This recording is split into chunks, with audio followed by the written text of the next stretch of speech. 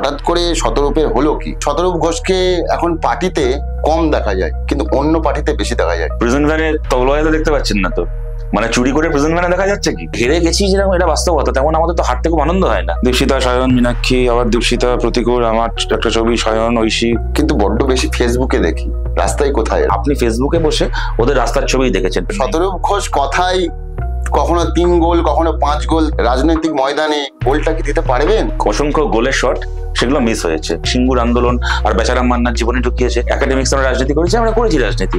ভালো বক্তা কে, শতরূপ ঘোষ না দেবাংশু ভট্টাচার্য? দেবাংশু এইরকম লেভেলে চুরি করে বলছে তো যে দুর্নীতি কোনো ইস্যু না, বলতে পারছে। এদের এই বেহায়াপনা, বেহায়া উদ্ধত্ত। আমরা এই দুর্নীতি সিস্টেমটাকে রিপ্লেস করতে চাই with a fair recruitment. Kartik Banerjee, Babun Banerjee, কেউ ইস্ট বেঙ্গলের মাথায়, কেউ হকি অ্যাসোসিয়েশন, কেউ সুইমিং অ্যাসোসিয়েশন। আমরা অনেকে একটা কথায় বিশ্বাস রাখি, আমি তো রাখি, ক্যামেরার ওপারে থাকা সৌম্যদীপ, শুভম, ওরাও হয়তো এই কথাই বিশ্বাস রাখে, কারণ এই কথাই রয়েছে জেদ, উদ্যম। কি কথা?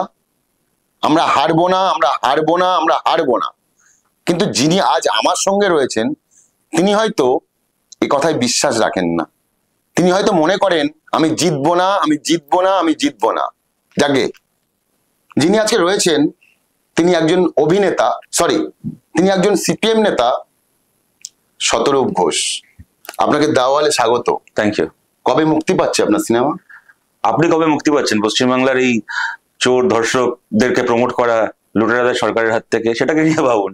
আমার সিনেমা নিয়ে ভেবে কি করবেন? আমার সিনেমা তো না দেখলেও আপনার জীবনটা কেটে যাবে। কিন্তু যদি আপনার ভাই যদি চাকরি না পায়, আপনার বোনকে যদি রাস্তায় বাড়ি ফেরার সময় 5 বার পেছন দিকে ফিরে তাকাতে হয়, সেটা তো আপনার জীবনকে সরাসরি এফেক্ট করবে। সুতরাং মানে ওইখান থেকে আপনি কবে মুক্তি পাবেন এবং আপনার মতো আরো অনেক মানুষ কবে মুক্তি পাবেন, সেটা বড় চিন্তা না এখন?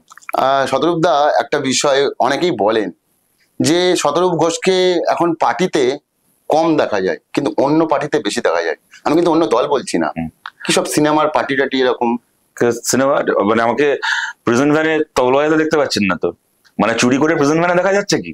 যতক্ষণ না সেটা দেখতে পাচ্ছেন ততক্ষণ। আমাকে তো কদিন আগে বলের পার্টিতেও দেখা গেল।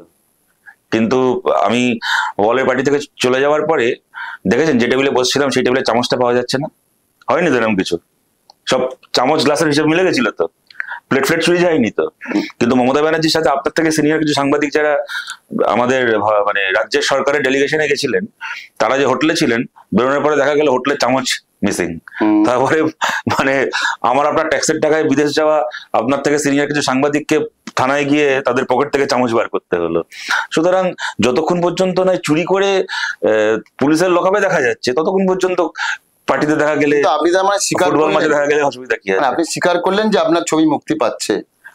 আমি এটা স্বীকার করলাম যে যাতে আপনি এই চোর ধর্ষকদের সংস্কৃতির হাত থেকে মুক্তি পান, আপনি এবং আপনার মতো নাগরিক সমাজ, তার জন্য সেই মুক্তির আন্দোলন আমাদের চলছে। ঠিক। শতরূপদা, একটা ছবি আপনাকে দেখাবো, সেই ছবিটা আমার না দেখালে নয়, পরপর নামগুলো বললে খুব ভালো। ঠিক মনে হয় কেন? একটু নাম, গোটা বাংলার লোক চেনে, প্লিজ পরপর নাম। দীপশিতা, সায়ন, মীনাক্ষী, আবার দীপশিতা, প্রতিকূল, আমার একটা ছবি, সায়ন, ঐশী, কলতান, সৃজন, ধ্রুব, কৌস্তবদা। কিন্তু বড্ড বেশি ফেসবুকে দেখি, রাস্তায় কোথায় এরা? আপনি রাস্তায় থাকেন না বলে। রাস্তায় থাকলে তো আমার দেখার বিষয় নাই, পাবলিক দেখবে। এই এত বড় বড় ইস্যু আপনি দেখুন রাস্তায় যখন সৃজন, আচ্ছা আপনি একটা কথা বলুন দেখি, সায়ন যখন ওই পুলিশের ব্যারিকেড ঠেলে দলীয় খাকিতে মিছিলের দিকে এগোচ্ছিল, ঐশী যখন আরএসএস এর গুন্ডা বাহিনীর সামনে দাঁড়িয়ে, ও কিন্তু পিঠে মারটা খায়নি, কপালে খেয়েছিল।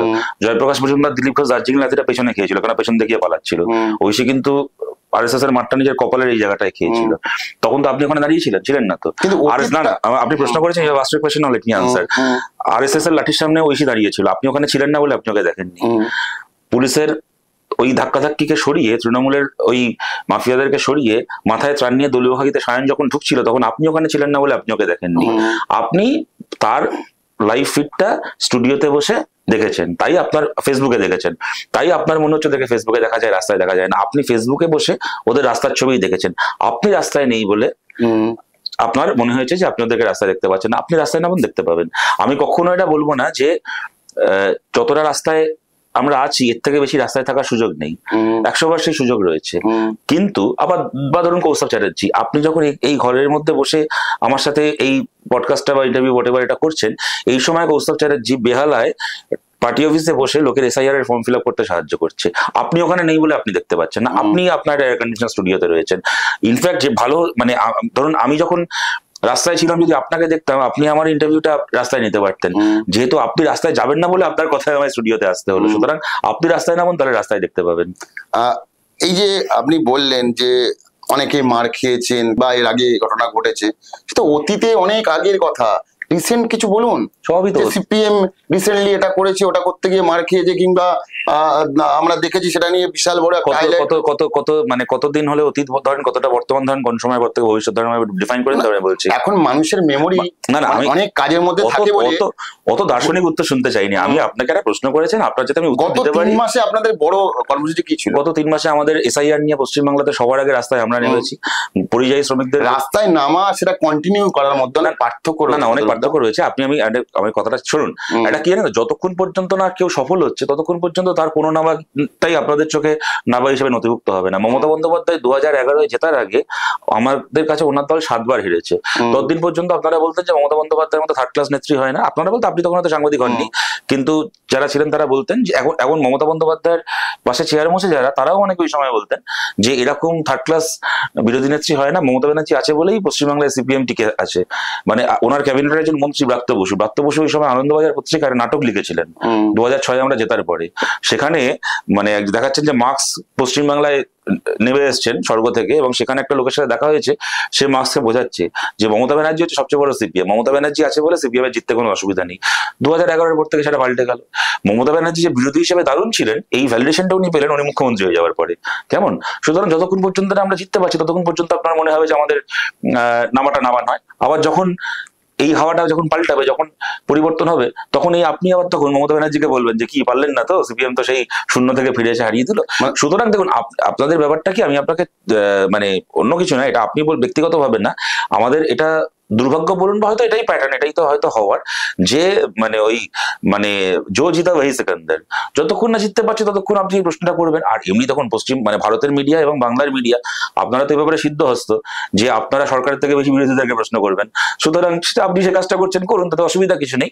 কিন্তু এটা ঘটনা যে আমরা বেশি মানুষের ভোট পাইনি বলেই আমরা হেরেছি, এ তো তার কাছ থেকে আপনার কাছ থেকে আমার শেখার ব্যাপার নেই। শতরূপ ঘোষ কথায় কখনো 3 গোল কখনো 5 গোল দেন, এটা সবাই জানেন, কিন্তু বাস্তবে রাজনৈতিক ময়দানে গোলটা কি দিতে পারবেন? না কথাটা আমাদের কতগুলো গোল আছে এটা বলতে পারি। হ্যাঁ, GOAL গোল শব্দটা যেটা মানে, আপনাদের কাছে তো রাজনীতিটা ফুটবল খেলা বা ইভেন সাট্টা খেলাতেও নেমে এসছে, সে ঠিক আছে, ভালো কথা, কিন্তু আমাদের কতগুলো গোল আছে, কতগুলো লক্ষ্য আছে, সেই লক্ষ্যগুলো কোনো ব্যক্তিগত নয়, সমষ্টিগত লক্ষ্য।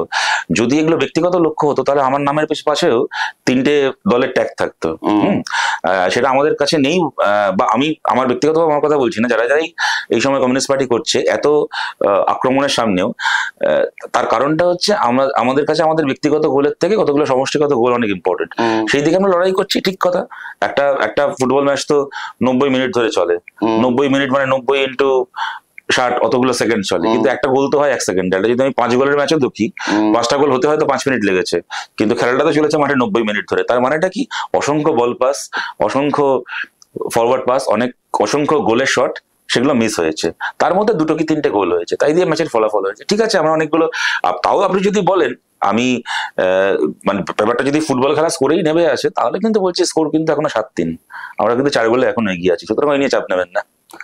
কিন্তু নতুন করে রেজাল্টের ফল কি হবে আগামীতে?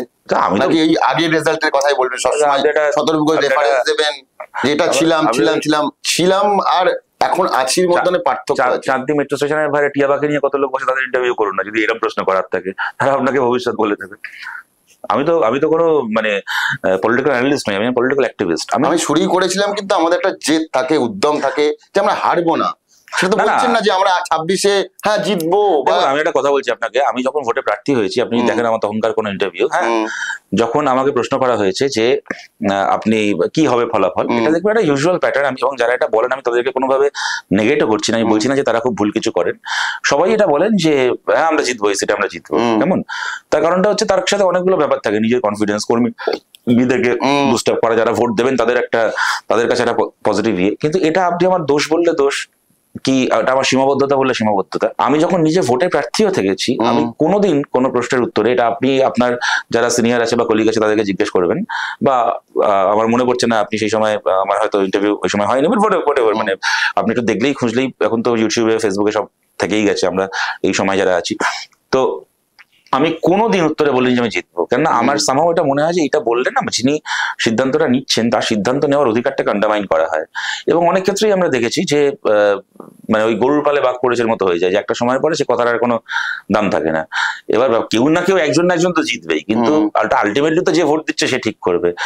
এটা না আমার সহজাত ভাবে কখনো আসে না কথাটা। এটা যদি আপনি আমার দুর্বলতা বলেন, দুর্বলতা, একাধিকবার ভোটে হেরে গেছি বলে যদি বলেন যে আমার খুব কনফিডেন্সের অভাব, তাহলে কনফিডেন্সের অভাব। কিন্তু আমি এটাও আপনাকে বলছি, আমি যখন 25 বছর বয়সে প্রথম ভোটে প্রার্থী, 24.5 পৌনে 25 বছর বয়সে, তখনও কিন্তু আমি কখনো ওই প্রশ্নের উত্তরে এই কথাটা বলিনি যে হ্যাঁ এটাই হবে, কারণ এটা আমার কখনো ভেতর থেকে আসেনি কখনো। সত্যি আপনার একটা ভিডিও খুবই ভাইরাল হয়েছে, দেখতে পাচ্ছি আপনি বক্তব্য রাখছেন, সেটা একটু শোনাবো দর্শকদের এবং তারপর আমি যাব। কিন্তু এই 2025-26 সালে দাঁড়িয়ে আমরা 70-এর দশকের কমিউনিস্ট পার্টি নয়, আজকের এই 2025-26 সালের পৃথিবীতে মানানসই আধুনিক দিনের একটা আধুনিক কমিউনিস্ট পার্টি আমরা তৈরি করতে চাই। এবং সেই পার্টি তৈরি করার জন্য যারা আমাদের পার্টির বাইরেও যে ভালো মানুষেরা রয়েছেন তাদেরকেও আমরা আমাদের সঙ্গেই লড়াই চাই। যে হঠাৎ করে শতরূপের হলো কি, আর একটা খুব ইম্পর্টেন্ট বিষয় আপনি তুলে ধরেছেন, যে যারা যখন আমরা ক্ষমতায় ছিলাম সেই সময় যারা গেছিলেন টিএমসিতে, আমাদের তাদের উপর রাগ নেই, তারা ধান্দার জন্য যাননি, তারা যদি ফিরতে চান ফিরে আসুন, আমরা তাদেরকে আবার একসঙ্গে কাজ করব তাদের সঙ্গে। হঠাৎ করে হলো কি? 1970 সালে কোন সিপিএম এর নেতার বক্তব্য দেখাতে পারবেন যেখানে উনি বলছেন যে যদিও সালটা 1970, কিন্তু আমরা 1920 সালে কমিউনিস্ট পার্টি তৈরি করতে চাই? মানে মনে পড়ছে না, কোনো বইতে পড়েছেন বা কোনো পুরোনো খবর কাগজে পড়েছেন? তো 1970 সালে কমিউনিস্ট পার্টি 1970 সালের মতো ছিল, 90 সালের কমিউনিস্ট পার্টি 90 সালের মতো ছিল, 2025 সালে 2025-26 সালের কমিউনিস্ট পার্টি তৈরি করতে হবে। এর মধ্যে হওয়ার কি? এই যে আপনি বলছেন যে 2025-এ দাঁড়িয়ে একজন মানুষ কেন 2025 সুলভ হতে চাইছে, এইটা যে আপনাকে অবাক করছে, আপনার হলো কি? না না না, হঠাৎ করে আপনি কি 70 সালে জার্নালিস্ট হতে চান? সিপিএম বা কমিউনিস্ট পার্টির যে ঘরানার মধ্যে চলে, আমি জিজ্ঞেস করছি আপনি কি 70 সালে জার্নালিস্ট হতে চান? কোনোভাবেই না। তাহলে আপনি যদি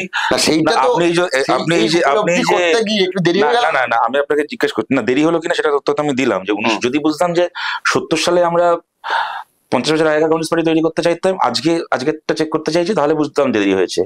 আমি আপনাকে সেই কারণে জিজ্ঞেস করলাম 70 সালে কি কাউকে এটা বলতে শুনেছেন? জ্যোতি বসু কি বলেছিলেন? প্রমোদ দাশগুপ্ত কি বলেছিলেন?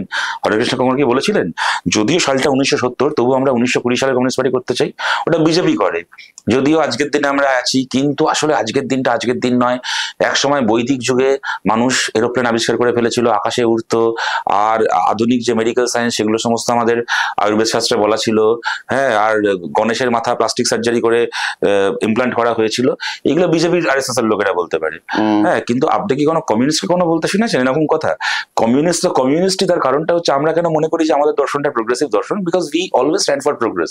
আমরা সবসময় সামনের দিকে এগিয়ে থাকি, আমরা অতীতকে সম্মান করি, কারণ এটা ঘটনা যে আমরা অতীতের ওপর ভর করে দাঁড়িয়ে আছি। আজকে এই যে লেভেল মাইকটা আপনি ব্যবহার করছেন, এর আগে হাতে ধরা মানে গডলেস বুম ছিল, তার আগে তার লাগানো বুম ছিল, তার আগে একটা নোটপ্যাড আর পেন্সিল ছিল, সেইটার পথ ধরেই আজকে আপনি এখানে এসে বসে আছেন। সুতরাং সেই নোটপ্যাডে নোট নেওয়া থেকে শুরু করে, তার দেওয়া বুম থেকে শুরু করে, ওয়্যারলেস বুম থেকে শুরু করে, এই লেভেল মাইকের এই জার্নিটাকে, এটা একটা জার্নি, এটাকে আমরা অ্যাকনলেজ করি। কিন্তু আজকে আমি এটা আশা করি না যে আপনি আমাকে ইন্টারভিউ করতে এসে আমাকে প্রশ্ন করবেন, উত্তরগুলো আপনি লিখে নেবেন আর তারপরে উত্তরগুলো রিড আউট করে বা লোককে পাবলিশ করে পড়াবেন। সুতরাং এই আজকের এই বাস্তবতাটাকে আমরা সেটাকে নিয়ে গর্বিত। আপনি যেটা আপনার পেশার ক্ষেত্রে চান, আমি সেটা আমার পার্টির ক্ষেত্রে চাই, তাতে আপনার সাথে আমার তো কোনো বিরাট, তারপরও আপনি অবাক হচ্ছেন, আমি ভাবছি আপনার হলো কি? এটা আমারও জানার আছে যে আধুনিক কমিউনিস্ট, এইটা শতরূপ ঘোষ কিভাবে ব্যাখ্যা করবেন, কি চাইছেন? আমরা এইভাবে ব্যাখ্যা করবো যে ধরুন আমি আপনার কথা বলছি যে 1977 সালের আগে আমাদের ম্যানিফেস্টো সে সময় বলা ছিল, জ্যোতিবাবুরা বলেছিলেন যে সরকারে আসলে আমরা 8 ক্লাস পর্যন্ত, ক্লাস 8 পর্যন্ত শিক্ষাকে আমরা অবৈতনিক করবো। আমাদের দেশের রাজনীতিতে আমরা চিরকাল দেখে এসেছি বা আজও দেখি যে ম্যানিফেস্টোয় ভোটের আগে যতটা বলা হয়, ভোটের পরে তার থেকে একটু কম করা হয়। বলা হয় যে ঠিক আছে তখন অতটা বলেছিলাম, কিন্তু আমরা এখন এতটা পাচ্ছি না, অতটা করছি ইত্যাদি। কিন্তু যারা মোটামুটি যতটা বলেছিল তার 50-60% করতে পারলে লোকে ধরে নেয় যে হ্যাঁ এরা সৎভাবে চেষ্টা করেছে, এরা ভালো সরকার চালিয়েছে। ওটা একটা উদাহরণ আমাদের দেশের রাজনীতিতে এমন, যতটা বলা ছিল তার থেকে বেশি করা হলো। কথা ছিল যে 8 ক্লাস পর্যন্ত শিক্ষাকে অবৈতনিক করা হবে। সরকারে এসে প্রথম বছরই ক্লাস 8 পর্যন্ত, 1 বছরের মধ্যে ক্লাস 10 পর্যন্ত, তার বোধহয় 2 বছরের মধ্যে না 3 বছরের মধ্যে 12 ক্লাস পর্যন্ত শিক্ষাকে অবৈতনিক করা হলো। এটা ছিল 77 সালের যে বামফ্রন্ট সরকার তৈরি হয়েছিল তার তার হাতে এটা হয়েছিল, যেটা কিনা পরবর্তীকালে ইউপিএ গভর্নমেন্টের সময় আমাদের এজেন্ডাই ছিল যে রাইট টু এডুকেশন আনতে হবে, গোটা দেশের ক্ষেত্রে সেটা আমরা সরকারকে দিয়ে করাই। আজকে আমরা বলছি যদি আজকে আমরা এই দায়িত্ব আবার পাই, যদি মানুষ সেটা বিচার করবেন। দেখুন ভাই, কাজটা আমি এটাকে অনেস্টলি বলছি, কাজটা খুব সহজ নয়। একটা পার্টি শূন্য হয়ে আছে, আমি বলবো যে 0 থেকে 6 মাসের মধ্যে 200 হয়ে যাব, হতে পারে না এমন নয়, ভারতের রাজনীতিতে সেই উদাহরণও রয়েছে। আবার হওয়াটা যে খুব একটা ছেলের হাতের মোয়া তাও নয় ব্যাপারটা। কিন্তু মানুষ যদি সেই দায়িত্ব আমাদেরকে বা সেই ভরসা আমাদের উপর করেন, যেটা 12 ক্লাস পর্যন্ত আমরা করে গেছিলাম অবৈতনিক শিক্ষা, সেইটাকে এবার আমরা মাস্টার ডিগ্রি পর্যন্ত পশ্চিমবাংলায় আমরা ফ্রি এডুকেশন করব। মাস্টার ডিগ্রি পর্যন্ত বাংলার কলেজ ইউনিভার্সিটিতে পড়তে বাংলার ছেলে মেয়েদের 1 পয়সা খরচা করতে হবে না। ধরুন যখন 77 সালে, আমি যদি এডুকেশনটা নিয়ে যদি বলি, আমি জাস্ট আপনাকে একটা প্রকল্প ঘোষণা করেন বড় বড়, ধরুন 77 সালে আপনার এই যে ঘোষণাটা কিন্তু মারাত্মক, যে আপনি এটা তো আমরা বলি তো, এটা আমাদের সব জায়গায়। ধরুন 77 সালে আমাদের সিলেবাসের মধ্যে কতগুলো পরিবর্তন আনা হয়েছিল প্যাটার্নে, এবং তাতে আমরা লজ্জিত নেই। এই যারা বলে না যে বাংলা সিলেবাসে আমরা একাডেমিক্স আমরা রাজনীতি করেছি, আমরা করেছি রাজনীতি, এবং সবাই রাজনীতি করে। যখন বিজেপি ক্ষমতায় আসে তখন তারা সিলেবাসে আইনস্টাইন নিউটনকে সরিয়ে সরস্বতী বন্দনা ঢোকায় আর জ্যোতিষতন্ত্র এসব ঢোকায়। তৃণমূল যখন সরকারে এসছে তখন সিলেবাস থেকে ওরা মার্ক্সবাদকে সরিয়ে, সুকান্ত ভট্টাচার্যের কবিতাকে সরিয়ে সেখানে সিঙ্গুর আন্দোলন আর বেচারাম মান্নার জীবনে ঢুকিয়েছে, মমতা ব্যানার্জির ভাটের কবিতাগুলোকে সিলেবাসে ঢুকিয়েছে। হ্যাঁ, কি কথাঞ্জলি না কি শ্মশাঞ্জলি বলে কি একটা ওনার আছে। আমরা সরকারে যখন এসেছি তখন আমরা যেটাকে মনে করেছি প্রোগ্রেস, আমরা মানিক বন্দ্যোপাধ্যায়ের উপন্যাস, আমরা সুকান্ত ভট্টাচার্যের কবিতা আমরা সিলেবাসে ইনকর্পোরেট করেছি। আজকের তারিখে বলছি রফিক, আজকের যে সময় আমরা বসবাস করছি, আজকের দিনেও সিলেবাসকে আজকের সেন্সিবিলিটিকে নিয়ে আপডেট করতে হবে। ধরুন আমি আপনাকে একটা কথা বলছি, আমি যখন ছোট থেকে বড় হচ্ছে, এটা কিন্তু ঘটনা যে আমি কথা প্রসঙ্গে আমার অনেক বন্ধুকে, যার চেহারাটা একটু ভারীর দিকে, আমি তাকে মোটা বলেছি, মোটো বলে করেছি। কেমন? যার গায়ের রং একটুখানি হয়তো বেশি ডার্ক শেড, আমি তাকে বন্ধুদের মধ্যে কিরে কালুয়া বলে করেছি। সেও যে খুব অফেন্ডেড হচ্ছে তখন নয়, তার কারণটা হচ্ছে সেই সময় এই সেন্সিবিলিটি গুলোই ছিল না, মজা বন্ধুত্ব ছিল। কিন্তু এই ধরুন এই পলিটিক্যাল কারেক্টনেস আজকের পৃথিবীতে একটা বাস্তবতা। আজকে আমি বুঝতে পারি, আমি নিজেকে ধরেই বলছি, আমিও বড় হওয়ার পথে এমন অনেক কথা বলেছি, হয়তো আমি এমন কোনো একটা ইয়ার্কি করেছি যা কিনা আমার কোনো একজন মহিলা সহপাঠিনীর ক্ষেত্রে হয়তো খুব একটা সুরুচিপূর্ণ ইয়ার্কি নয়। হ্যাঁ, আমি যে খুব বুঝে করেছি তা নয়, কিন্তু তখন সোসাইটি বলুন কি এডুকেশন বলুন, আমাকে বা আমার মতো কাউকেই আমাদের সেই শিক্ষাটা দেয়নি। কিন্তু আজকের দিনে এই পলিটিক্যাল কারেক্টনেস, এই আধুনিক পৃথিবীর আধুনিক এই চিন্তাগুলো এসছে, অনেকে আমাদেরকে আনলার্ন করতে হয়েছে বা করতে হয়, ঠিক হওয়া দরকার। আমি বলছি আজকে যে বাচ্চাটা ছোট থেকে বড় হচ্ছে, স্কুলের সিলেবাসে পঠন পাঠনে আজকের দিনের এই নতুন যে সেন্সিবিলিটি গুলো, সেইগুলোকে সিলেবাসে ইনকর্পোরেট করতে হবে। মমতা বন্দ্যোপাধ্যায় যেরকম সুকান্ত ভট্টাচার্যের কবিতা সরিয়েছেন, সেরকম আমরা ওই বেচারাম মান্নার জীবনী আর মমতা বন্দ্যোপাধ্যায়ের ওই শ্মশাঞ্জলি ঘাট ধাক্কা দিয়ে সিলেবাস থেকে বার করবো। তার বদলে আজকের পৃথিবীতে এই জেন্ডার ইকুয়ালিটি শিক্ষা, আজকের পৃথিবীতে ধরুন ছোট থেকে একটা ছেলে কি মেয়ে যখন বড় হচ্ছে, আরএসএস যেমন স্কুলে যখন একটা বাচ্চাকে আরএসএস স্কুলে পড়ায়, ছোটবেলা থেকে তার মধ্যে এই চিন্তাটা ঢুকিয়ে দিতে পারে যে ভাই দেখো, গরু তোমার মা, ছাগল তোমার মাসিমা, মুরগি তোমার পিসিমা, খালি অন্য ধর্মের মানুষ তোমার কোথাকার কেউ না। তেমন আমরা কি অন্যায় করবো যদি মানুষ আমাদেরকে দায়িত্ব দেন, আমরা সিলেবাসের মধ্যে ছোটবেলা থেকে এমন সাহিত্য, এমন সংস্কৃতি, এমন গান শেখাবো যাতে একটি ছোট বাচ্চাও ছোট থেকে বড় হবে যখন, তখন সে হিন্দু, মুসলিম, খ্রিস্টান, শিখ সব সম্প্রদায়ের মানুষের বন্ধুত্বকে সেটাকেই স্বাভাবিক মনে করে বড় হবে। আমরা সেই শিক্ষাকে স্কুলের সিলেবাসে আনতে চাই। আরজিকর মুভমেন্ট থেকে এমন অনেকগুলো প্রশ্ন উঠে আসলো, শুধুমাত্র একটা ধর্ষণ বা একটা খুনের ঘটনায় তার প্রতিবাদে তো ওটা সীমাবদ্ধ থাকলো না, তারপরে এরকম অনেক প্রশ্ন উঠে আসলো যেগুলো জরুরি প্রশ্ন। আমরা আজকের দিনে যে জেন্ডার সেন্সিবিলিটি, যেটা কিনা আমি বলছি ইভেন আমিও যখন স্কুলে পড়েছি হয়তো আমার মধ্যেও সেটা ছিল না, আমার জেনারেশনের অনেকের মধ্যে ছিল না। আজকের পৃথিবীতে যখন আধুনিক সমাজ ব্যবস্থা আমাদেরকে সেই ব্যাপারে ওয়াকিবহাল করছে, তখন কেন যখন একটা ছোট বাচ্চাকেও সেভাবে বড় করা হবে না? ধরুন আমাদের সমাজে একটি ছেলেও যখন, একটা বাচ্চা ছেলেও যখন পুরুষ হয়ে বড় হচ্ছে, তার স্কুলের সিলেবাসে, তার সামাজিক শিক্ষায় সে এমনভাবে শিক্ষিত হয় যাতে তার কোনো কথাবার্তা, চাল চলন, আচার আচরণ, চোখের চাউনি, হাতের জেস্টার যেন তার পাড়ার, তার ওয়ার্ক প্লেসের, এমনকি তার পরিবারের মধ্যে কোনো মেয়ের অস্বস্তির কারণ না হয়ে যায়। এই পরিবর্তনগুলোকে আজকে আমরা সিলেবাসে আনতে চাই। আমি বলছি এরকম নানাবিধ জিনিস, আমি এটাকে আপনাকে এডুকেশন ধরে বললাম, এরকম আরো কতগুলো বিষয় রয়েছে। একটা সময় যখন ধরুন কৃষিতে যখন অপারেশন বর্গা করা হয়েছিল, তখন মানুষের হাতে পাট্টাদারদের হাতে জমি দেওয়া হয়েছিল, সেটা আপনারাই জমিদারের হাত থেকে আপনাদের করেছিলাম। তারপরে কি হলো, 77 সালে যে মানুষটা ধরুন একজন কৃষক একটা জমি পেলেন, ধরুন ধরুন আমি ধরেছি 10 কাঠা জমি পেলেন, এখন তার হলো 2 ছেলে, তাদের 2 ছেলের আবার দুজন করে ছেলে, করেছে জমিও তো ভাগ হতে হতে হতে হতে এখন হয়তো 1 ছটাক জমি একজনের হাতে রয়ে গেছে। আজকে তো সে 1 ছটাক জমিতে চাষ করে সে করতে পারবে না, তেমন আবার এটাও ঘটনা, তারপরে তো চাষবাস উঠে যাবে না, চাল ডাল তো আর মেশিনে তৈরি হবে না, সুতরাং কৃষি ব্যবস্থাও রাখতে হবে। 77 সালে যেটা আমাদের কাছে ছিল ল্যান্ড ডিস্ট্রিবিউশন, আজকে 2025-এ গ্রামে গ্রামে শক্তিশালী কৃষি সমবায় তৈরি করা, কোঅপারেটিভ মুভমেন্ট, যাতে কিনা ওই 1 ছটাক জমিতে চাষ করে চাষটা যতটা লাভজনক হবে, মালিকানাটা প্রত্যেকের হাতে থাকলো, কিন্তু তারা ওই একটা কোঅপারেটিভ ফার্মিং করলো, যেটা কেরালায় আমরা খুব সফলভাবে করেছি। এবং কেরালাতে যে কারণে ফার্মার সুইসাইড বন্ধ হয়ে গেছিল, যে মানে ধরুন আমি আপনি আরো এখানে যারা রয়েছেন তাদের 5 জনের 5টা জমি রয়েছে, কোঅপারেটিভ করে সেখানে ফার্মিং, তাতে তার ফলন বাড়বে, তার লাভ বাড়বে, সুতরাং সেই অল্প অপারেশনাল হোল্ডিং হাতে থাকলেও তার হয়তো আয় কিছুটা বেড়ে যাবে। আমি বলছি এই যে 77 সালের যা বাস্তবতা ছিল সেই মতো 77 সালের সরকার কাজ করেছিল, আজকে 2025-26 সালের যা বাস্তবতা সেই মতো আজকে সরকারকে কাজ করতে হবে। এইভাবে আজকে সময়ের সাথে মানানসই আমরা একটা দল এবং একটা ব্যবস্থা পরিচালনা করতে চাই। এবং এইটার জন্য আমি বলছি যে দেখুন এই এবং আপনি যেটা বললেন যে পার্টির বাইরেরও মানুষজনের সাথে, দেখুন এটা আমার কথা না, জ্যোতিবাবু বারবার কথা বলতেন, মানে মারা যাওয়ার আগে অব্দি বলে গেছেন যে অনেক মানুষ যারা আমাদের পার্টির বাইরে আছেন, আমাদের বিরুদ্ধে আছেন, তারা কেউ আমাদের শত্রু নন। আজকে মনে করুন ধরুন এই আপনি পার্থ চ্যাটার্জির বাড়িতে হয়তো চা খেয়ে এলেন, পার্থ চ্যাটার্জি চুরি করে জেলে গেছে, আমি আমার কাজে গেছিলাম, ভেরি গুড, পার্থ চ্যাটার্জি চুরি করেছে, কিন্তু পার্থ চ্যাটার্জিকে বেহালার যে সাধারণ মানুষ ভোট দিয়েছিলেন তিনি তো চুরিটা করেননি, তো তার সাথে আমাদের কি শত্রুতা রয়েছে? তো মানে সে তো আজকে মনে করুন মানে আরএসএস এর একটা লোক, বিজেপির একটা লোক দাঙ্গা করেছে, কিন্তু মনে করুন মোদি মানে দেশের প্রধানমন্ত্রী হলে পশ্চিমবাংলা ও গুজরাটের মতো তার 4টে কারখানা তৈরি হবে, সে গুজরাটের কারখানা হয়ে থাক না থাকে অন্য কথা, কিন্তু ইন্ডাস্ট্রিয়াল ডেভেলপমেন্টের লাইনে একটা লোক মোদিকে ভোট দিয়েছে, তার ভোটটা পেয়ে এখন মোদি হিন্দু মুসলিম করছে, তো যে লোকটা ভোটটা দিয়েছে সে তো আর আমার ব্যক্তিগত শত্রু নয়, তো সেই মানুষটা কেন আমরা আমাদের শত্রু ভাবতে যাবো? এবং এটা আমি কোনো নতুন কথা বলছি না, যেটা কিনা আমি প্রথম আবিষ্কার করলাম, জ্যোতিবাবু এই কথা চিরকাল বলে এসেছেন।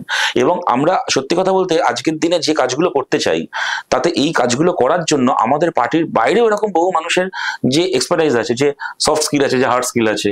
আজকে একজন মনে করেন একজন মানুষ, তিনি ধরুন কিছু না, ধরুন বাচ্চাদের স্কুলে পড়াচ্ছেন, তিনি দেখতে পাচ্ছেন যে কোভিডের সময় থেকে আমার স্কুলে কিরকম ড্রপ আউট হচ্ছে, বাচ্চাদের আসার সংখ্যা কমে যাচ্ছে, কেন কমে যাচ্ছে, কি হচ্ছে, বাচ্চাগুলোকে স্কুলে আনতে গেলে কি করা যাবে।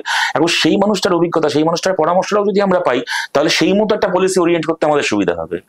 হ্যাঁ, ধরুন আমি বলছি আপনি সাংবাদিক হিসেবে, আপনি একজন মানে হয়তো একটা কর্পোরেট হাউসে আপনি চাকরি করছেন, কিন্তু আপনার একটা স্কিল আছে যে আপনি কমিউনিকেটটা, আজকের দিন একটা খবর, একটা ঘটনা ঘটলে মানুষের কাছে খবরটা এইভাবে নিয়ে যেতে হয়।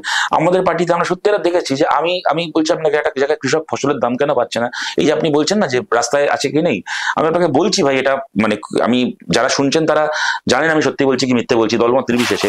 একটা জায়গায় যদি আজকে আমি মানে ধরুন এখানে কৃষকের ফসলের দাম চাই বলে 2000 কৃষককে নিয়ে মিছিল করি, কেমন?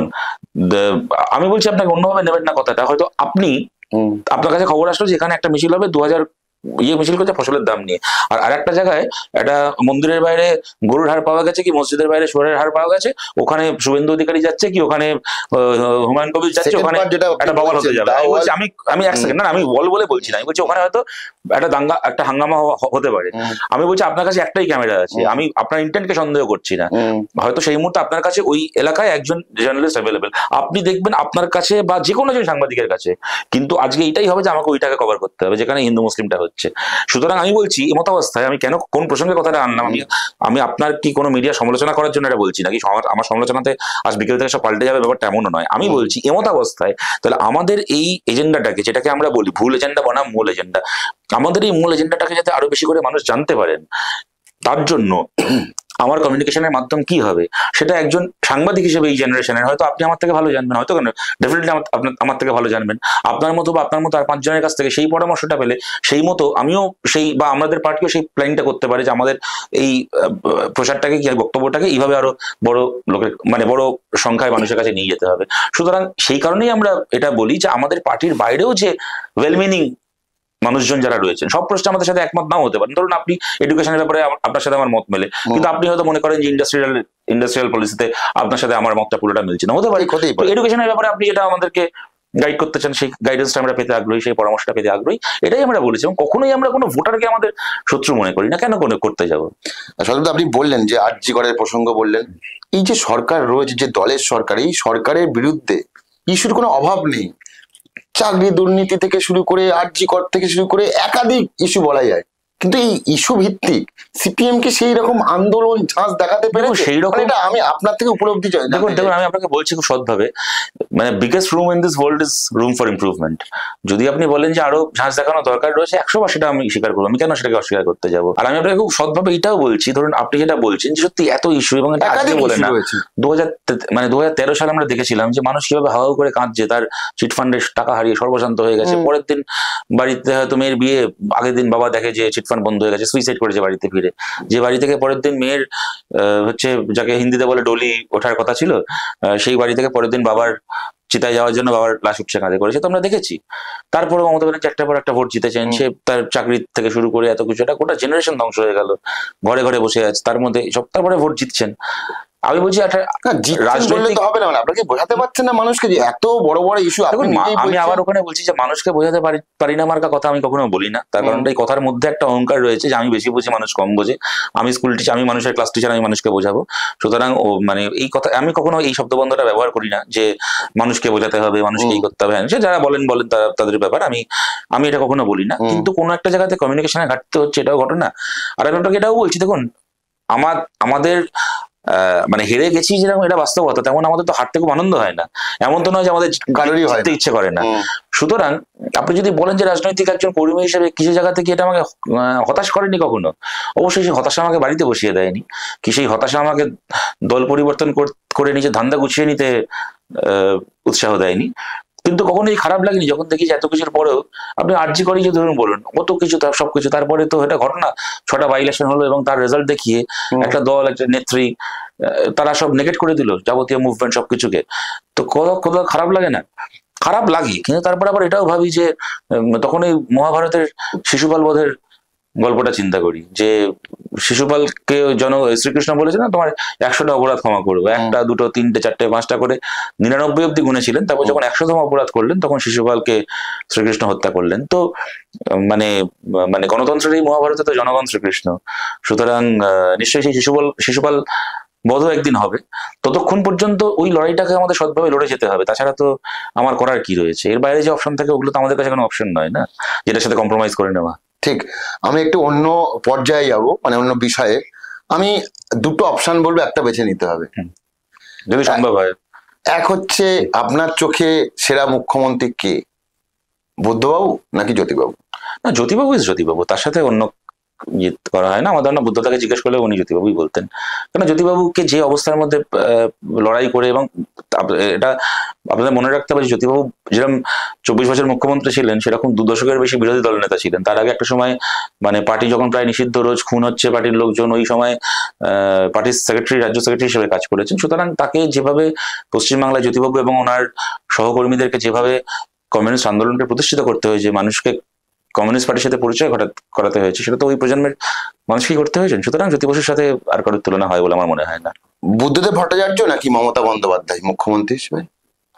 কিরকম মানে কি বলবো, মানে মুখ্যমন্ত্রী হিসেবে, মানুষ হিসেবে, সব দিক থেকে মানে মমতা বন্দ্যোপাধ্যায়কে মানে কি বলবো নিকৃষ্ট বললেও, এবং আমার মনে হয় যে মমতা বন্দ্যোপাধ্যায়কে যারা ভালোবাসেন তাদেরই এই কম্পারিজনটা আনা উচিত নয়। তাহলে কি হয়, মানে ধরুন মানে অন্ধকারকে আপনি যত উজ্জ্বল আলোর পাশে রাখবেন তত অন্ধকারকে বেশি অন্ধকার মনে হবে। ভালো বক্তা কে, শতরূপ ঘোষ না দেবাংশু ভট্টাচার্য? দেবাংশু। আচ্ছা, ফালতু ঝামেলা গিয়ে কি হবে ভাই বলতে? দেবাংশুর সঙ্গে কি কথাই পেরে উঠছেন না? এই আমি প্রশ্নে না পেরে উঠছি না, ভালো। দেবাংশু কিন্তু জিতে যাচ্ছে, তাহলে আপনি কিন্তু হার স্বীকার করে নিচ্ছেন। ঠিক আছে, এই আপনার ইন্টারভিউতে হার যদি ফাইনাল হার জিত হয় তো ভালো। না, আমার ইন্টারভিউ জন্য আপনি তো বলছেন এটা লোক দেখবে, আরে দেবাংশু দেখবেন না। জিজ্ঞেস করলেন শতরূপ ভালো না দেবাংশু ভালো, দেবাংশু ভালো, মিটে গেল আবার তো কথা আসছে থেকে। বেশ, মমতা বন্দ্যোপাধ্যায়ের একটা ভালো কাজ, একটা খারাপ কাজ ব্যক্তিগতভাবে না মুখ্যমন্ত্রী হিসেবে? তো উনি ধরুন যে কন্যাশ্রী বাই যে প্রকল্পগুলো করেছেন, আইডিয়াটা খারাপ না। ঠিক, আপনি যদি আমায় বলেন। আর খারাপ কাজ যদি উনি বলেন, আপনি যদি বলেন, তা হচ্ছে পশ্চিমবাংলাকে RSS এর উর্বর জমি বানিয়ে দিয়েছেন।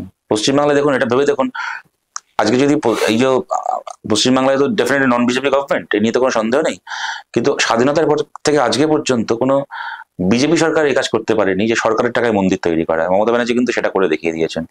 আজকে পশ্চিমবাংলায় যদি বিজেপি গভর্নমেন্ট হতো, আপনি ভেবে দেখুন এমন কোন কাজটা হতো পশ্চিমবাংলায় যেটা কিনা মমতা ব্যানার্জির গভর্নমেন্ট থাকার ফলে হচ্ছে না। আরএসএস এর এমন কোন বাড়তি সুবিধাটা হতো? ব্যাঙের ছাতার মতো পাড়ায় পাড়ায় আরএসএস এর স্কুল শাখা থেকে শুরু করে, মানে সোসাইটিটাই এখন এমন হয়ে গেছে, চায়ের দোকান থেকে শুরু করে ছোট বেলা থেকে যে বন্ধু বান্ধবদের সঙ্গে বড় হয়েছি, তাদের মাঝে মধ্যে ফেসবুকে পোস্ট দেখলে মাঝে মধ্যে ভাবি যে জীবনে কখনো ভাবতে পারিনি যে এরকম একটা সাম্প্রদায়িক হিন্দু মুসলিম হ্যাঁ, আমি সেটাই বলছি। সুতরাং এটা তো এই যে সোশ্যাল ফেব্রিকটা বাংলার এরকম হয়ে গেল মমতা বন্দ্যোপাধ্যায়ের উপস্থিতিতে এবং ওনার উপস্থাপনায়, এইটা ওনার সবচেয়ে বড় অপরাধ। ওনার না বাকি সব অপরাধ ক্ষমা করা যায়, মানে এটাও বলতেন পশ্চিমবঙ্গে বাংলায় হিন্দু মুসলিমের জন্য আপনি প্রথম দায়ী করবেন কাকে? মমতা ব্যানার্জি। সোশ্যাল ফেব্রিকটা এরকম হয়ে যাওয়ার পেছনে বিজেপিকে নয়। না, বাংলার মানুষ তো বিজেপিকে ভোট দেয়নি। বাংলার মানুষ তো বিজেপিকে হারিয়েছিল। হারিয়ে কি পেল? সরকারের টাকায় মন্দির। সুতরাং আমি বলছি তো বিজেপির গভর্নমেন্ট এসে তা করতো ভালো কথা, কিন্তু মানে আমি বাড়ির দরজা খুলে রেখে চলে গেলাম, কি চোরকে আমার বাড়ির ভেতরে আনলাম, চোর চুরি করে গেল, তার একটা মানে আছে। আমি দরজায় তালা দিয়ে চৌকিদার বসিয়ে তারপর আমি পাশের বাড়ি বেড়াতে গেলাম, ফিরে এসে দেখলাম যে চৌকিদার দরজাটা খুলে চোরকে দিয়ে চুরি করিয়েছে, আমি দোষটা কাকে দেবো? চোরকে না চৌকিদারকে আগে দেবো? সুতরাং বাংলার মানুষ তো আপনাকে মানে যে কংগ্রেসের মতো একটা দল, কংগ্রেসের সাথে আমাদের হাজার আর 5টা প্রশ্নের মতের অমিল থাকতে পারে, কিন্তু সাম্প্রদায়িকতার প্রশ্ন তো কখনো হয়নি সেই অর্থে। তো কংগ্রেসের মতো একটা দল আপনাকে কালীঘাট থেকে নিয়ে গিয়ে দেশের মন্ত্রী বানালো, সেই দলে আপনি লালবাতি জেলে দিয়ে বিজেপির মতো একটা দলকে জোট করে পশ্চিমবাংলায় প্রথম এন্ট্রি করে দিলেন। তারপরে আজকে আপনি পশ্চিমবাংলায় যবে থেকে মুখ্যমন্ত্রী হলেন, আপনার যত না কাউন্সিলর পঞ্চায়েত মেম্বার বাড়লো, তার থেকে বেশি আরএসএস এর শাখা বাড়লো পশ্চিমবাংলায়। দেখতে খুব ভালো লাগে যে বিজেপি এই সিটে হারলো, ওই সিটে হারলো, ওখানে বিজেপির জেতা পঞ্চায়েত তৃণমূল দখল করে নিল। পঞ্চায়েত দখল করে মাল কামানোর জন্য, কিন্তু একদিকে বিজেপির পঞ্চায়েতও দখল হচ্ছে আর অন্যদিকে আরএসএস এর শাখাও বাড়ছে। হ্যাঁ, সরকারি স্কুলগুলো বন্ধ হচ্ছে, সেখানে টিচার নেই, মিড ডে মিলের চালে কাকড়, ডালে আঁশলা, আর তার বদলে পাশে একটা আরএসএস এর স্কুল খুলছে, সেখানে ঝাঁচকচকে ক্লাসরুম, আর সেখানে বাচ্চারা গিয়ে পিটি করছে, দুপুরবেলা ভালো খাবার দেওয়া হচ্ছে। তো গরিব ঘরের বাবা মা কোথায় পাঠাবে ছেলে মেয়েকে? সেসব স্কুলে পাঠাচ্ছে, এবং ছোটবেলা থেকে বাচ্চাগুলো সেই আইডিওলজিক্যাল স্কুলিং এ বড় হচ্ছে। বুদ্ধদেব ভট্টাচার্য আজকে বেঁচে নেই, একটা সময় মমতা বন্দ্যোপাধ্যায় থাকবেন না, একটা সময় আপনিও থাকবেন না, আমিও থাকবো না, কিন্তু এই যে সোশ্যাল ফেব্রিকটা যে পাল্টে গেল, ভাই দেখুন একটা জিনিস, কোনো নেতা যদি খারাপ হয় না, কোনো সরকার যদি খারাপ হয়, চোর হয়, যাই হয়, আপনি 5 বছর পরে ভোট দিয়ে সেটাকে পাল্টাতে পারেন, কিন্তু যদি জনগণের একটা অংশের মাথায় এই সাম্প্রদায়িকতা এইটাই হয়ে যায়, আপনি তো 5 বছর পরে ভোট দিয়ে তাকে পাল্টাতে পারবেন না। সুতরাং এই যে সমাজটা যে এরকম হয়ে যাচ্ছে, এর জন্য আমি কাকে দায়ী করবো? আজকে আপনি একটা জায়গায় দাঁড়িয়ে আপনি একটা মানে ইয়ের বিরুদ্ধে বলুন তো, এই ছেলে মেয়েগুলো চাকরির জন্য মিছিল করছে, মানে শিয়াল কুকুরের মতো মার খাচ্ছে রাস্তায় পড়ে, আর পশ্চিমবাংলায় হাতে ত্রিশূল তরোয়াল নিয়ে অস্ত্র মিছিল করতে গিয়ে কাকে জেলে যেতে হয়েছে আজ অব্দি? বা আমি বলছি হুমায়ুন কবিরের মতো একটা লোক দাঁড়িয়ে বলছে যে 30% আমরা হচ্ছে ওরা হিন্দু আছে, আমরা 70% মুসলিম আছি, চাইলে কেটে ভাসিয়ে দিতে পারি। তার বিরুদ্ধে একটা এফআইআর হলো না, সে লোকটা ছিল, বা এফআইআর করলো অন্যান্যরা, সেই লোকটাকে একদিন পুলিশ ডেকে অ্যারেস্ট করা ছিল, দিন জিজ্ঞাসাবাদ পর্যন্ত করলো না। তিনি আবার করছেন বাবরি মসজিদ করছেন। সুতরাং আমি বলছি যে এই যে পশ্চিমবাংলায় আপনি চাকরির জন্য, খাবারের জন্য, শিক্ষার জন্য মিছিল করুন, আপনার কপালে পুলিশের মার আছে, জেলের ভাত আছে, আর আপনি যত ইচ্ছে হিন্দু মুসলিম করুন, আপনার জন্য জামাই আদর আছে। এর জন্য আমি কাকে দায়ী করবো? বিজেপিকে না মমতা ব্যানার্জিকে? আপনি বলুন আমার কাকে দায়ী করা উচিত? নেতা হিসেবে শুভেন্দু অধিকারী নাকি অভিষেক বন্দ্যোপাধ্যায়? তো এটাও কোনো তুলনাই হয় না। আপনি যদি আমাকে ইন্ডিভিজুয়ালি বলেন, প্রথম কথা হচ্ছে এটা দুজনই করাপ, দুজনই ধান্দাবাজ। আমি এদের কাউকেই গণতন্ত্রের জন্য খুব শুভ মনে করি না, কিন্তু সংগঠক হিসেবে কিন্তু আমি তো কাউকে সংগঠন করতে দেখিনি। আমি এইটুকু জানি যে শুভেন্দু অধিকারী বিরোধী অবস্থাতে রাজনীতি করেছেন, অভিষেক ব্যানার্জি ওনার পিসি মুখ্যমন্ত্রী হওয়ার পরে রাজনীতি করতে শুরু করেছেন। এর বাইরে আমি মানে ইয়ে দেখিনি। আবার এটা ঘটনা যে যাই হোক না কেন, শুভেন্দু দল পাল্টেছে, দল পাল্টে এখন হিন্দু মুসলিম করছে, অভিষেক ব্যানার্জি এখন অব্দি দল পাল্টাননি। সুতরাং এগুলো তুল্যমূল্য বিচার করাটা খুব একটা মানে এটা আমাদের জন্য, এগুলো যারা পলিটিক্যাল অ্যানালিস্ট করতে পারে। আমি একদম শেষের দিকে শতরুদ্ধা, পার্থ চট্টোপাধ্যায় না বললে নয়, এত ছেলে মেয়ে রাস্তায় বসে আছে না, এখন তো আমার তো এখন আপনাকে দেখলে পার্থ চ্যাটার্জির মুখটা মনে পড়ে যাচ্ছে আজকাল। আমি আবার বলবো আমার কাজ ছিল, জানি, এবং আমি জানি না আপনি আমার ইন্টারভিউ শুনেছেন কিনা। আমি কিন্তু একমাত্র সাংবাদিক প্রশ্ন করেছি টাকা কার, আমি বলেছি আপনার সঙ্গে মেয়ে জড়িয়ে গেছে। তাহলে বাকি সাংবাদিক থেকে ডেকে একদিন ইন্টারভিউ করুন, তোমরা জিজ্ঞেস করলে না কেন? আপনি বলবেন, আপনি আমারটা বলছেন, আমি আমারটা বলবো না। কোন সাংবাদিক? চিন্তা করুন ভাই, আপনার সাথে আমি এটা অন্য কিছু না, এটা শেয়ার করছি। একটা মানে এত ছেলে মেয়ের জীবনটাকে ধ্বংস করে দিয়ে, একদম ঠিক, এইরকম লেভেলে চুরি করে একটা লোক 3 বছর জেল খেটে বাড়িতে ফিরে পায়ের ওপর পাতলে বলছে তো যে দুর্নীতি কোনো ইস্যু না, বলতে পারছে। মানে একটা লোক খালি চুরি করতো, আমি বলছি যে তাও বুঝলাম। এমন একটা মানে এই যে আপনারা আমাদের হার নিয়ে তো ব্যঙ্গ করছেন, প্রশ্ন করছেন, সবই ঠিক আছে, কিন্তু আমি বলছি যে আলটিমেটলি কি হলো, মানে চোখের সামনে এমন একটা সিস্টেম তৈরি হয়ে গেল যেখানে চুরি তো হচ্ছে ছেড়ে দিন, গর্ব করছে চুরি করে কাউকে চোখ নিচু করে। আমরা ছোটবেলা মানে সে ধরুন মাঠে বিকেলবেলা খেলা হয়ে গেছে গরমকালে, সন্ধ্যা নামছে, কারোর বাড়িতে পাঁচিল লোককে আম চুরি করতে ঢুকলাম, কোত্থেকে ধরা বললাম, কি কারোর বাড়িতে পেয়ারা চুরি করতে ঢুকলাম, হ্যাঁ কারোর বাগানে ধরা বললাম, বিশ্বাস করুন মানে 7 দিন বাড়ি থেকে বেরোতাম না লজ্জায়। খালি মনে হতো, তখন হয়তো 7-8 বছর 10 বছর বয়স, মনে হতো যে রাস্তা দিয়ে হাঁটবো, পাড়ার লোকটা দেখে ভাবে এই যে ছেলেটাকে আগের দিন চুরি করতে গিয়ে ধরা পড়েছিল।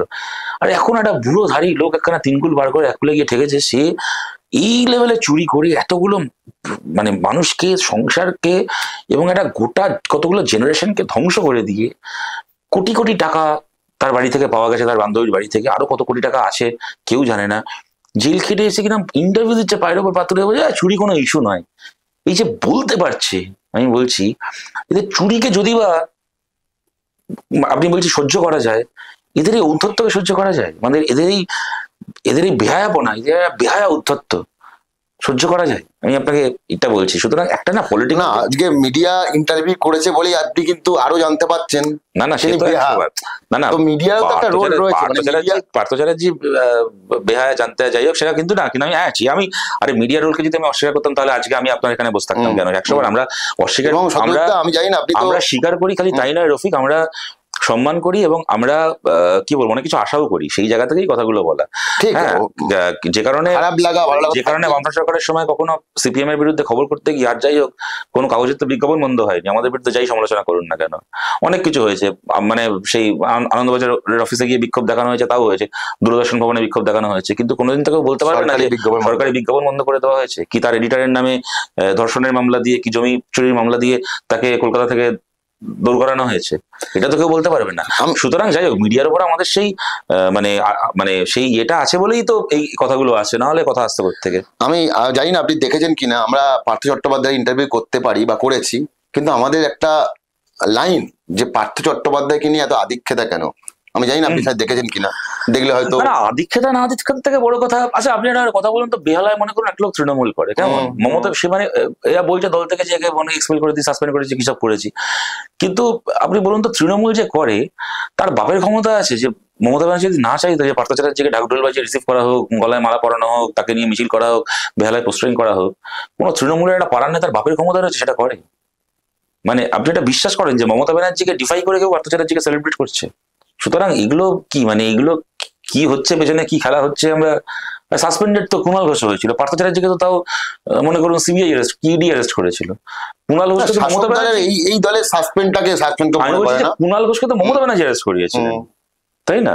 পার্থ চ্যাটার্জির কাছে তাও ওরা বলতে পারে যে ভাই তোমার এটা পলিটিক্যাল কনস্পিরেসি, কথার কথা আমি বলছি, বলতো যেরকম জ্যোতিপ্রিয় মল্লিক থেকে শুরু করে সবার ব্যাপারে বলেছেন, এখানে ক্যাশ টাকাটা চোখের সামনে দেখা গেছে বলে কিন্তু মমতা ব্যানার্জি তো পলিটিক্যাল কনস্পিরেসি করেনি, ও তো নিজে অ্যারেস্ট করেছেন, তাকে এখন দলের মুখপাত্র করে আর কিসব করে ঘুরিয়ে বেড়াচ্ছে। সুতরাং আমি বলছি যে পার্থ চ্যাটার্জিকে নিয়েও এই যে মানে ব্যানার লাগানো হচ্ছে, এই করা হচ্ছে, মমতা ব্যানার্জির অমতে এগুলো হচ্ছে, আমাদের এটা বিশ্বাস করতে হবে। এই যে এত বড় চাকরি দুর্নীতি, এই চাকরি দুর্নীতির বিষয় নিয়ে আগামী দিনে আপনারা মানে সিপিএম বামফ্রন্ট কিছু ভাবছে? দেখুন দুর্নীতি রাস্তায় বসে আছে, আপনাকে একটা কথা বলি, এই দুর্নীতি কেউ জানতে পারতো না যদি না সেটাকে নিয়ে আদালতের ভেতর এবং বাইরে এই লড়াইটা না হতো, থেকে শুরু করে এরা যদি 2-4 মাসের জন্য জেল খেটে থাকে সেটাও খাটতো না যদি বিকাশ ভট্টাচার্য, ফিরদৌস শামীম, সব্যসাচী থেকে শুরু করে বিক্রম থেকে শুরু করে সুদীপ্ত, আমাদের এরা সবাই এই লড়াইটা না করতেন।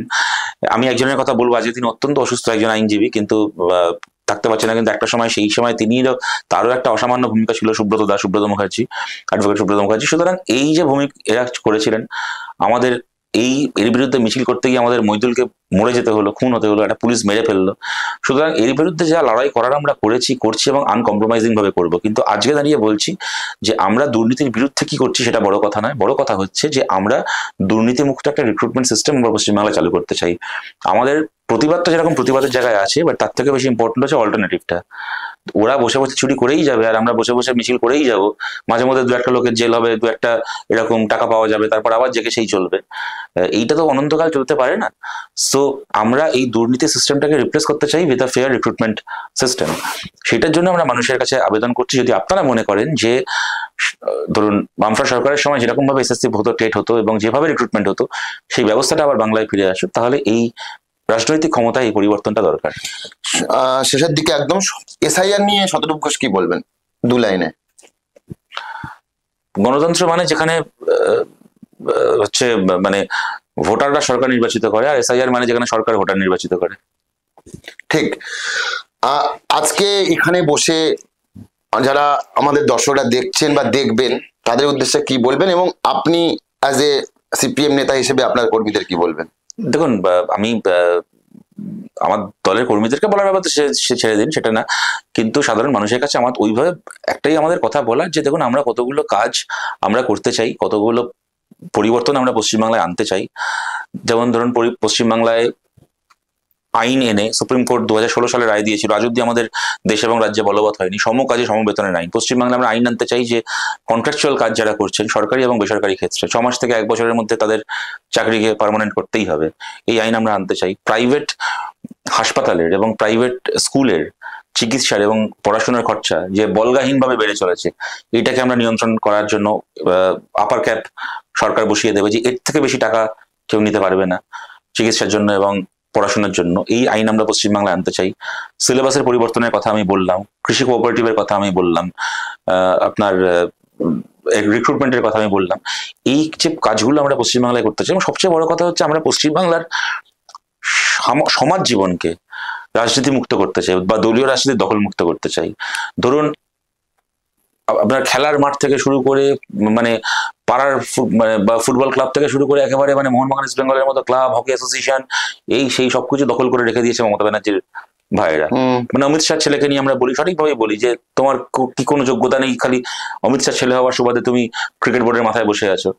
আবার পশ্চিমবাংলায় বলুন তো মমতা ব্যানার্জির এই ভাইগুলো, কার্তিক ব্যানার্জি, বাবুন ব্যানার্জি, মুখ দেখেছেন এক একটার, এগুলো জীবনে কোনোদিন পাড়া স্পোর্টসে গিয়ে কমলা লেবু ছাড়া আর কিছু পেয়েছে বলে মনে হয় না।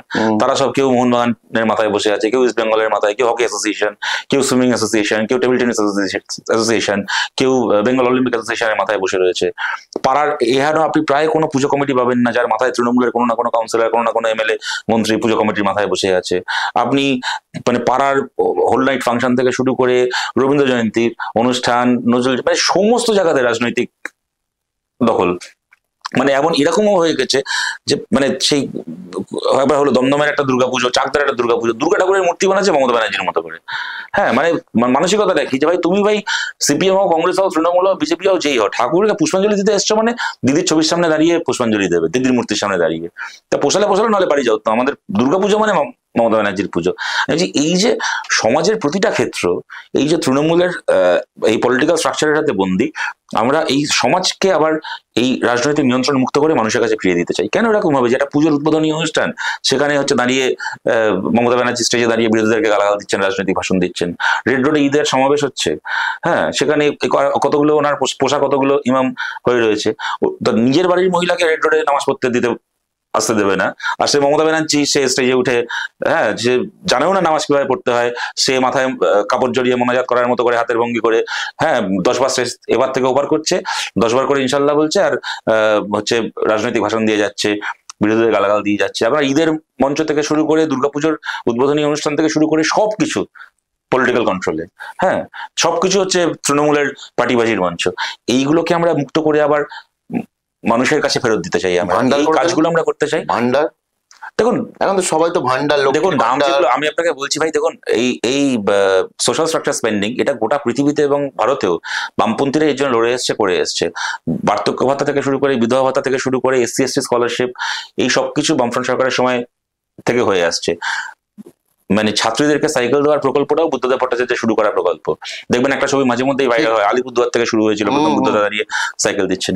ডেফিনেটলি মমতা ব্যানার্জির আমলে লক্ষ্মীর ভান্ডার থেকে শুরু করে আরো কিছু, কন্যাশ্রী থেকে শুরু করে কিছু প্রকল্প শুরু হয়েছে। ভালো কথা, এগুলো যেরকম চলছে সেরকম চলবে, পারলে তার বরাদ্দ বাড়বে, এর সাথে তো আমাদের কোনো ইয়ে নেই। কিন্তু আমি এইটুকু বলতে পারি যে আমরা দায়িত্ব পেলে লক্ষ্মীর ভান্ডারও বন্ধ হবে না, আর আমাদের সময় চালু হওয়া বার্ধক্য ভাতা, বিধবা ভাতাও বন্ধ হবে না, কিন্তু সোজা বাংলা কথা ইমাম ভাতা বন্ধ হবে, আর ওই পুজো কমিটিকে পুজোর আগে লাখ লাখ টাকা সরকারের চাঁদা দেওয়া, এই সমস্ত বন্ধ হবে। ঠিক, অনেক ধন্যবাদ শতরূপদা, অনেকক্ষণ কথা বললেন আমাদের সঙ্গে। সামনেই বছর ঘুরলে নির্বাচন, সেই নির্বাচনে বিধানসভায় আবার কি শূন্য থাকে নাকি খাতা খোলে সিপিএম, সেটা এখন দেখার বিষয়। আজ এই পর্যন্ত, দেখতে থাকুন দ্য ওয়াল, কারণ খবর এখন এখানেই।